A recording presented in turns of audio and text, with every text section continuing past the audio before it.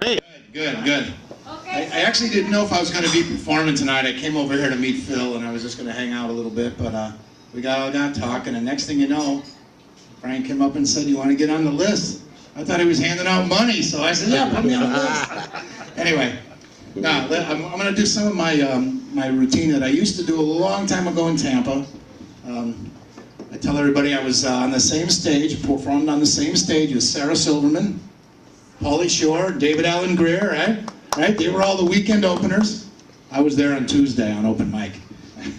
No, but I actually did perform against Sarah Silverman. I didn't know. She was an up-and-coming comic.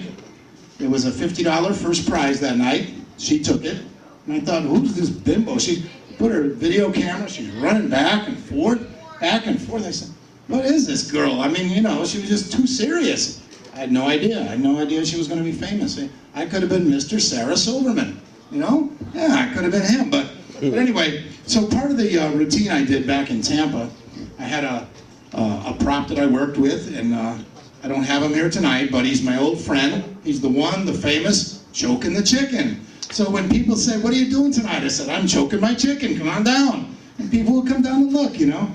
But back then, the comedy club there, the Improv in Tampa, it's actually in Ybor City. People don't really, if you've never been to Tampa, you don't know what Ybor City is. It's the Cuban city where they all came from Cuba and they make cigars, very, very good cigars.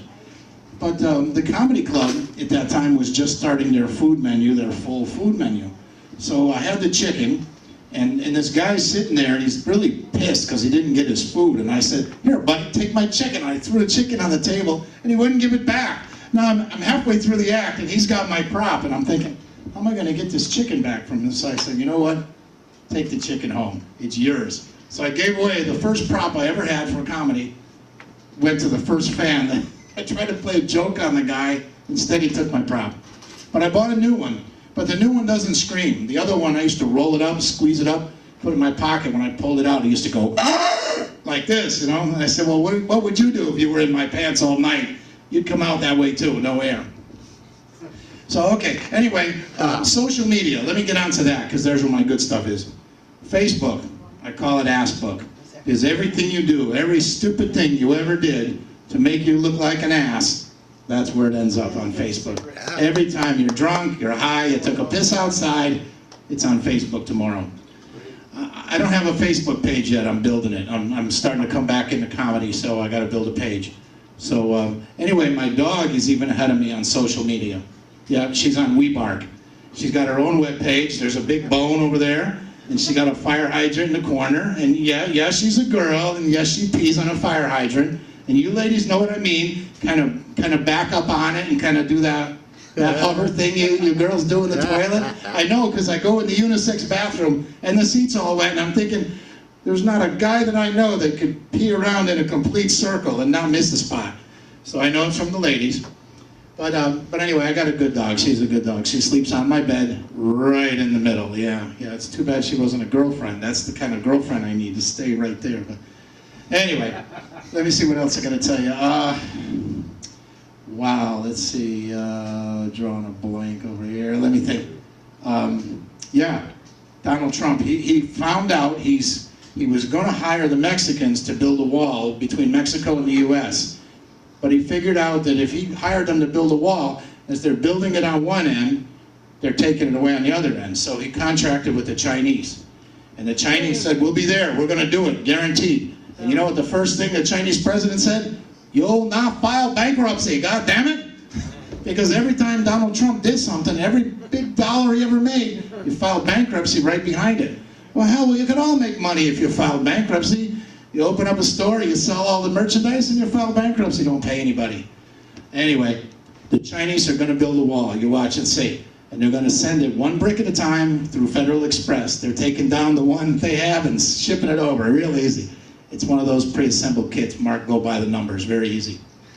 Anyway, let's see, what else I got to tell you? Let's see, I don't even have my cheat sheet tonight. Told everybody I have it, but I left it home. Yeah. So I'm going from memory. Let me see. Yeah. So Sin City is, you know why they call it Sin City? Does anybody know? I don't really think anybody knows. I think it's just because they say when you come here, you're going to get engaged in some sinful activity, whether it's gambling. Well, most people consider that a sin. Oh, wait, while I'm on that subject, guess what? I'm a retired poker dealer. And when I came here, I had to go to the police department to get my gaming license. So they said, have you ever been arrested for a felony? And I said, yeah. And they said, well, what was a felony? And I said, it was gambling. And they went, you're shitting me, right?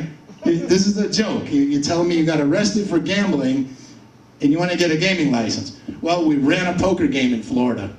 And here was the funny part. One old guy used to come to the game every night, and he said to me, he goes, listen, I haven't had a girlfriend in 3 weeks. Can you go out and find me a girl? So as I opened the door to go out, in come the cops that night.